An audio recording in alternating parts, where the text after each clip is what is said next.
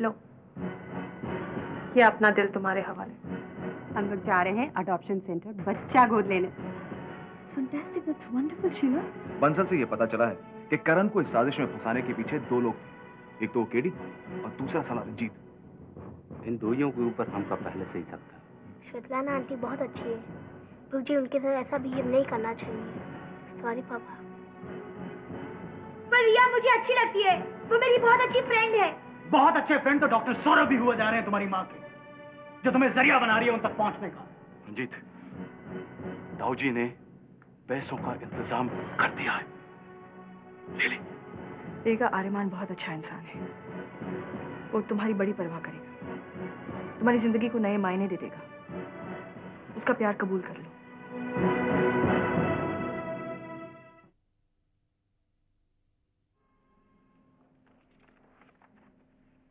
हाय मेधा। अरे तुम कब आई? आओ अंदर आओ। आओ बैठो। क्यों, कैसे आना हुआ? हाँ यूं ही, बस यहाँ से गुजर रही थी तो चली आई। यूं ही बस यहाँ से गुजर रही थी तो चली आई? भाई यूं ही तुम्हें इस घर में आने का पूरा अधिकार है, बल्कि मैं तो ये समझता हूँ कि तुम्हें यूं ही यहाँ बहुत ज्यादा आना चाहिए और यूं ही जब चाहो तब आ जाओ। लेकिन आज तुम्हारे आने का मकसद कुछ खास है, और ना इतने सहमे से तो सरकार कभी नहीं थे। ऋषभ, मजाक नहीं, बात संगीन है। अरे चलो ये तो माना कि कोई बात है, भाई बताओ ना क्या बात है? कैसे बताऊं क्या बात है? अच्छा कम से कम ये तो बता दो कि बात किसके बारे में है। मेरी जिंदगी में एक ही तो संगीन मुद्दा है, एकनाथ और रूबी। एकनाथ और रूबी। तुमने मुद्दा मुझे बता दिया, मसला मुझे खुद समझ में आ गया। मेधा, तुम इसी बात को लेकर अपसेट होना कि एकनाथ ने मेरा जॉब ऑफर रिफ्यूज कर दिया। So sorry, मुझे तो उनकी बेवकूफी पर तरस आ रहा है। मैं उनकी तरफ से माफी मांगती हूँ। मेधा प्लीज कम ऑन। भाई तुम्हें इस बात को लेकर जितना अफसोस हो रहा है उतना अफसोस ना जॉब ऑफर देने वाले को हो रहा है, ना ही उस जॉब ऑफर को ठुकराने वाले को हुआ था। यकीन जानो मुझे बिल्कुल बुरा नहीं लगा। लेकिन तुम्हें नहीं लगता ये बचपना है? इतना अच्छा ऑफर हाथ से जाने दिया और तुम्हें बुरा नहीं लगा, ये तो तुम्हारा बड़ापन है ऋषभ। मेरा तुम बड़प्पन की बात कर रही हो, और मुझे तो ये लगता है कि शायद ही मैं एकनाथ की ऊंचाई को कभी छू पाऊंगा। मेरा जॉब ऑफर रिफ्यूज करके उसने बेशुमार दौलत, ऐशो आराम को ठुकराया है, और ऐसा करना कोई आसान बात नहीं है। ये लो, एकनाथ के सर पे जो आदर्श सवार थे वो अब तुम पर भी असर करने लगे।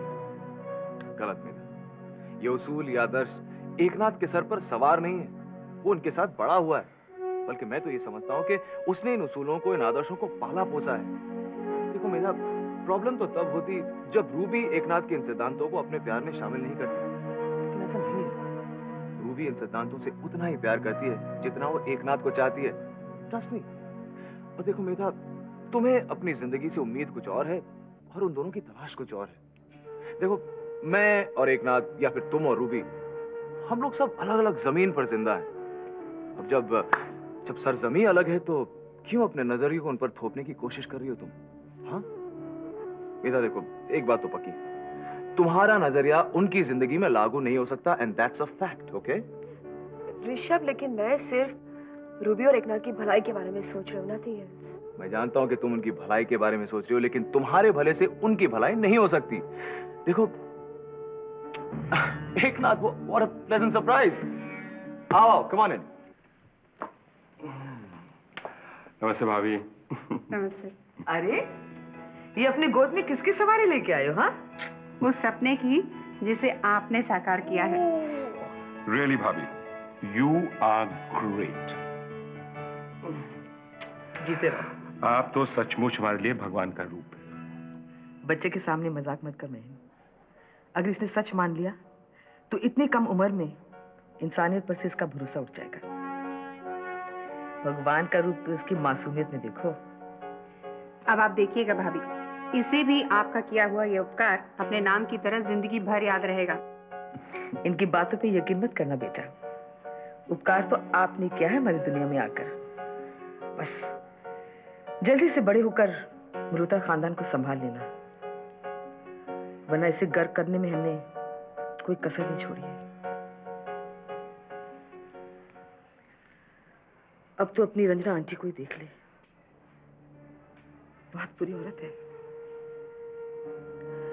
अपने कोख से इसने 2 बच्चों को जन्म दिया है, लेकिन मां एक की भी नहीं बन पाई। ना ही ऋषभ को पूरा प्यार दिया है, और करण न जाने किस किस की गोद में पला। आज मेरे होते हुए भी तेरा बेटा दर दर के ठोकर खा रहा। भाभी भाभी, आप ऐसा क्यों सोचती हैं? प्लीज मेरे करण को बचा लो, प्लीज मेरे करण को बचा लो।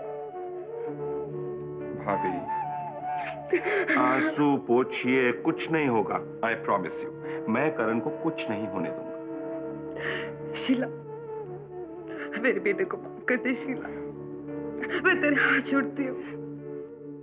तेरे दिल में जितनी भी नफरत है ना, उसे निकाल दे प्लीज।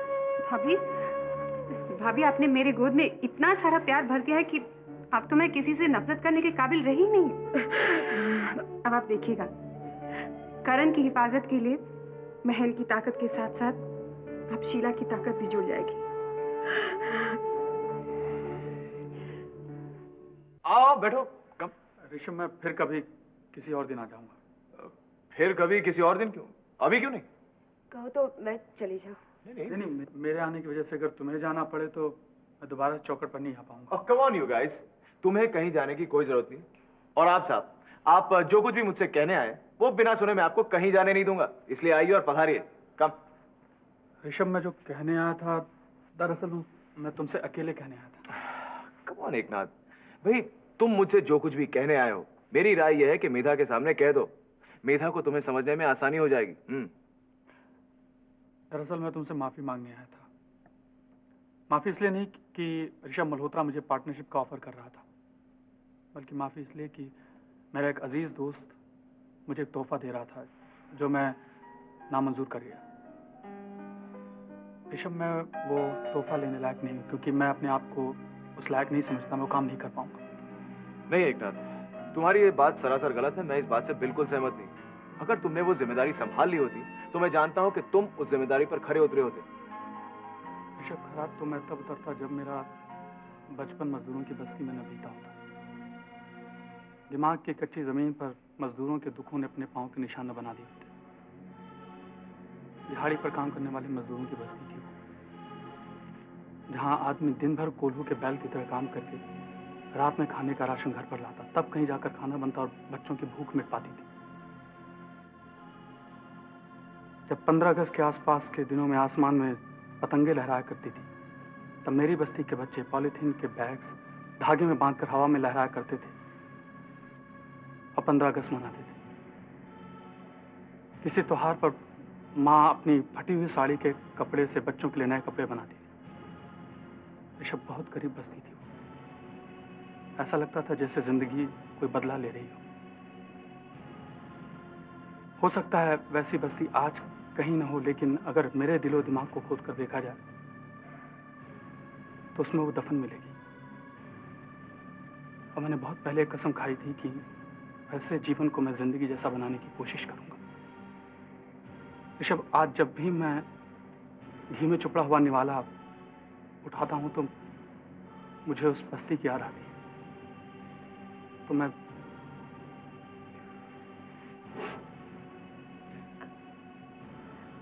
सॉरी एकनाथ, मैं आज तुम्हें जान पाई। आज समझा है मैंने तुम्हें। आज तक मैं जो तुम्हें बदलने की कोशिश कर रही थी, जो गुनाह कर रही थी, उसके लिए मैं हाथ जोड़कर माफी मांगती हूँ। मेधा, तुम रूबी को संभालो, उसे तुम्हारी बहुत सख्त जरूरत है। और ऋषभ, जिसके दिमाग में पूरी बस्ती बसी हो, वो किसी फैक्ट्री का मालिक कैसे बन सकता है? चलो ठीक है, फैक्ट्री के मालिक भले ही ना बने, लेकिन किसी फैक्ट्री के मालिक के दोस्त बनने में तो कोई एतराज नहीं है ना।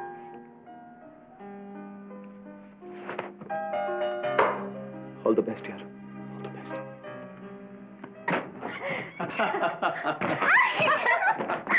सुनील, लेकिन तुमने इतने सारे बलून्स क्यों फुलाए हैं? पूछ मत नहीं तू। जब भी कोई सेलिब्रेशन की बात होती है ना, पहले जाकर बलून्स खरीद देता है। बच्चों को गुब्बारे अच्छे लगते हैं भाई। बच्चों को गुब्बारे अच्छे लगते हैं कि हमारे एडवोकेट सुनील वर्मा को गुब्बारे अच्छे लगते हैं? रोटा रोटा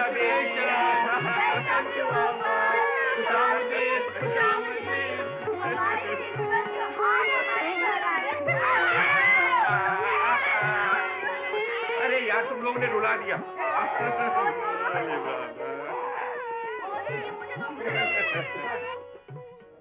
हेलो सोनू। Hello ma'am. क्या बात है, कुछ परेशान लग रहे हो? अपनी मैम को परेशानी बता दो, परेशानी को परेशान कर दूंगी। मैम, पापा मुझे रिया को फोन नहीं करने देते। जबकि मैंने रोनी को समझाया था। ये लो, करो फोन। ठीक है मैम, पर पापा? तुम फोन करो, पापा को मैं समझा दूंगी। Okay, and this is for you. Thank you ma'am. See you.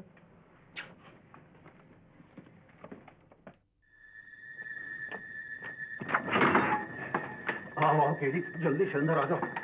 क्या बात है साहब जी? आज मुझे लेकर आप बहुत ज्यादा इमोशनल हो रहे हैं।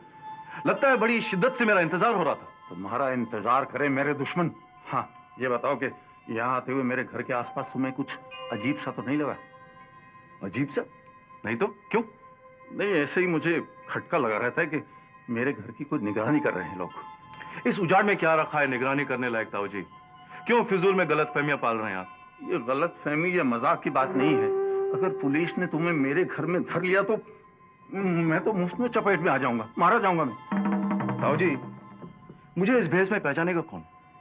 देखो केडी, अपने आप को इतना होशियार भी नहीं समझना चाहिए और पुलिस को इतना बेवकूफ भी नहीं समझना चाहिए। चलिए, आपकी बात मान ली जाए। लाइए रुपये लाइए, मैं चलता हूँ। देखो केडी, थोड़ा सब्र करो, बैठो। देखो, बाहर का मौसम कुछ ठीक नहीं है। और मैंने तुम्हारे यहाँ मतलब है अपने फार्म हाउस में फोन भी किया था तुम्हें आगाह करने के लिए, लेकिन तुम वहां से निकल चुके थे। और वो तुम्हारे नौकर, क्या नाम है उसका, वो नैनसुख ने फोन उठाया था। नैनसुख? कौन नैनसुख ताऊ जी? कमाल है भाई, वही जिसने फोन उठाया था। अब इसमें हंसने की क्या बात है? नहीं, कुछ खास बात नहीं, बस ऐसे ही। मुझे तो अपने नौकर का आता पता तक नहीं मालूम और मैंने उसे कभी नौकर की नजर से देखा ही नहीं। खैर छोड़िए, 5 लाख लाइए, मैं चलूं। वो केडी, वो 5 लाख का बंदोबस्त तो नहीं हो सका। क्या मतलब? हाँ, 2-2.5 लाख का बंदोबस्त हुआ है, वो कहो तो ले आऊं। हाँ, ले आइए, ले आइए। फिलहाल उसी से काम चल जाएगा। बाकी जरूरत पड़ी तो आपके दरवाजे हमेशा खुले हैं। ठीक है, लाता हूं।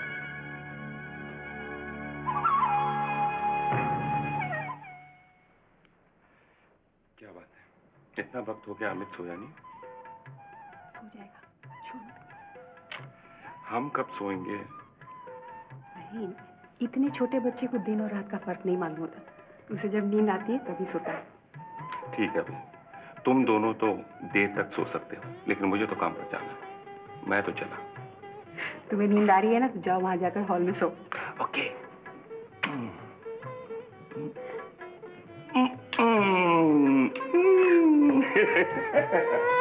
राजा बेटा, नहीं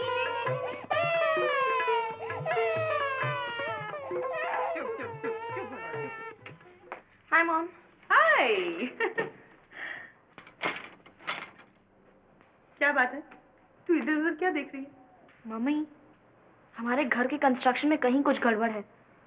मैंने हाय बोला और वो हाय इतनी जोर से गूंजकर मेरे पास वापस आया जैसे ये घर नहीं कोई गुंबद हो। वो हाय मैंने बोला, समझी? I don't believe it. आपको इतना जोशीला प्यार भरा हाय भी बोलना आता है। Amazing mom. चुप कर नटखट। Mom, I don't believe it. कहीं जरूर कुछ गड़बड़ है। शायद आपने मुझे पहचाना नहीं। मॉम, मैं आपकी वो पगली प्रॉब्लम क्रिएट करने वाली बेटी हूँ। नहीं, तू मेरी प्यारी प्यारी राज दुलारी बेटी है। मेरे को तो कुछ होने वाला है। आज तक आप मुझे सिर्फ डांटती आई हैं और आज ये लोरी सुनाने का इरादा, क्या मामला क्या है बताइए तो सही। ये हल्का हल्का मुस्कुराना, ये हौले हौले शर्माना, निगाहें चुराना, ये आसार तो किसी जबरदस्त मामले के हैं। प्लीज बताइए ना क्या मामला है, टेल मी। अरे बगली, इतने दिनों के बाद तो ये खुशी मेरे पास वापस आई है। क्या मैं तुझसे छुपाऊंगी? मैं राजीव से मिली थी। बोलिए बोलिए, रुकिए मत, सफर बहुत सुहाना चल रहा है, ब्रेक का इस्तेमाल बिल्कुल मत करना। हम दोनों ने सारे गिले शिकवे दूर कर दिए और क्या? और मैंने राजीव को अपना जीवन साथी बनाने का फैसला कर लिया। ये की ना आपने नीतू की मम्मी जैसे वाला ये तो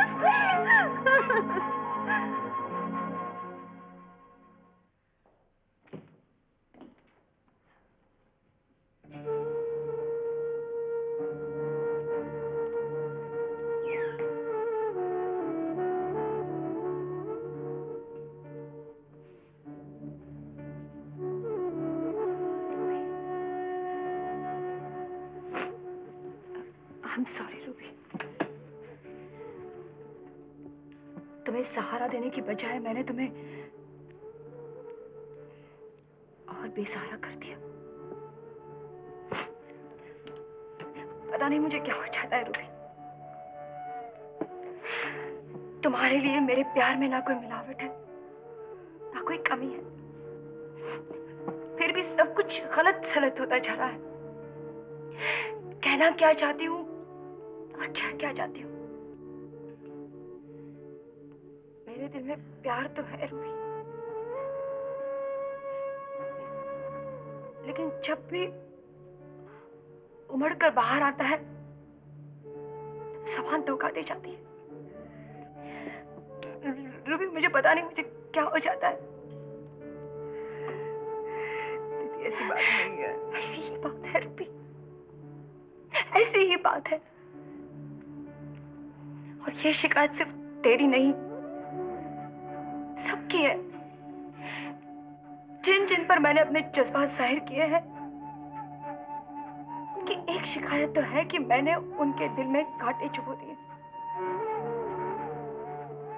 तो गलती तो मेरी है,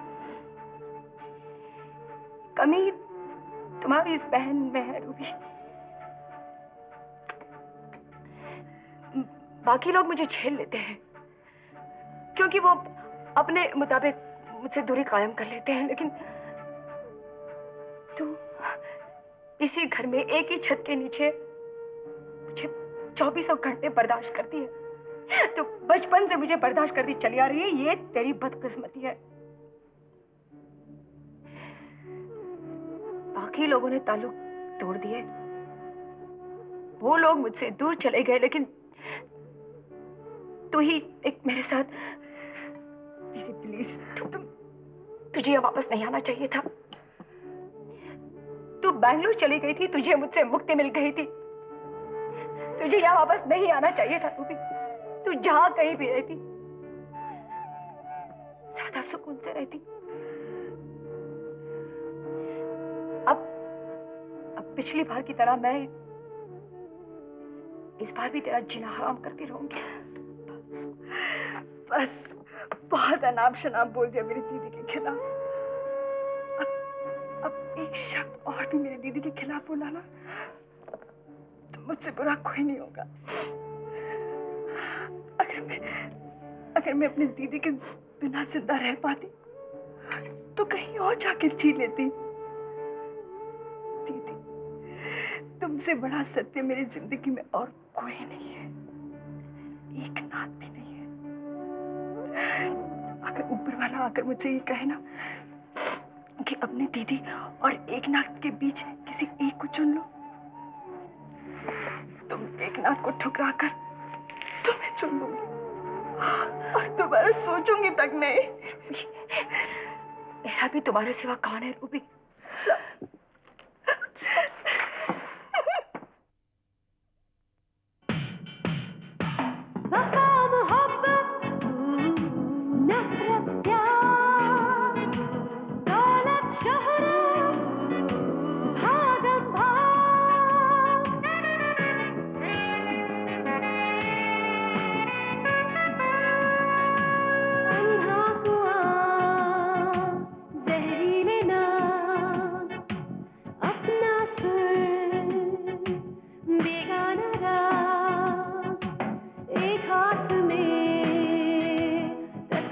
दीवाना